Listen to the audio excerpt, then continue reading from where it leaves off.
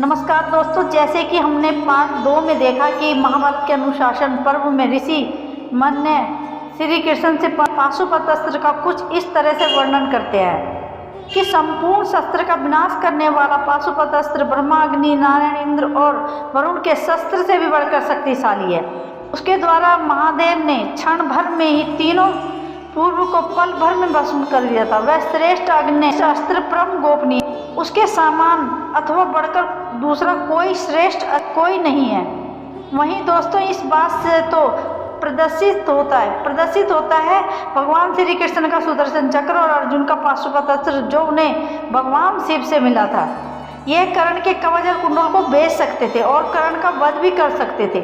लेकिन अब इसके अलावा भी अब बात करते हैं वह कौन से अस्त्र थे जो कर्ण के कवच और कुंडल को तोड़ सकते थे।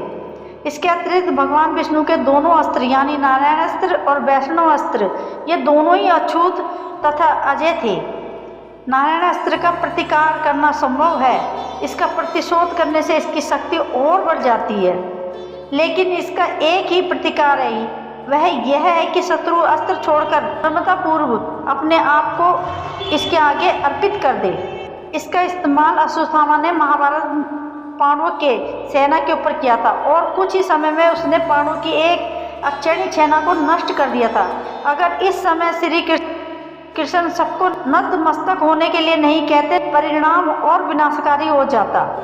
वहीं भगदत्त ने जब अर्जुन पर वैष्णव अस्त्र चलाया था तो उसमें अर्जुन को श्री कृष्ण ने एक और करके अपने ऊपर ले लिया था।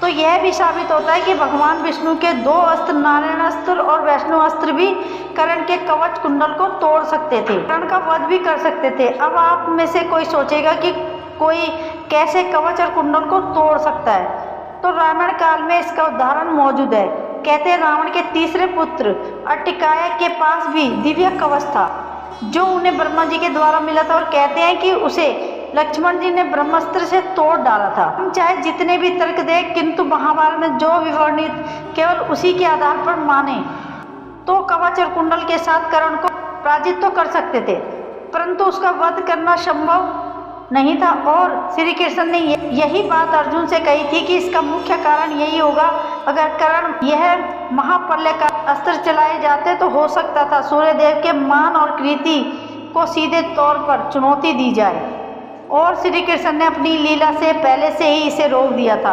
और जैसा कि हम सब जानते हैं, देवों के देव महादेव तो सबसे बड़े हैं, तो ऐसे में वह अपने त्रिशूल के बाण से कर्ण के कवच और कुंडल को आसानी से तोड़ सकते हैं और कर्ण का वध भी कर सकते हैं। ऐसे में आपका क्या विचार है, कमेंट बॉक्स पे ज़रूर बताएं।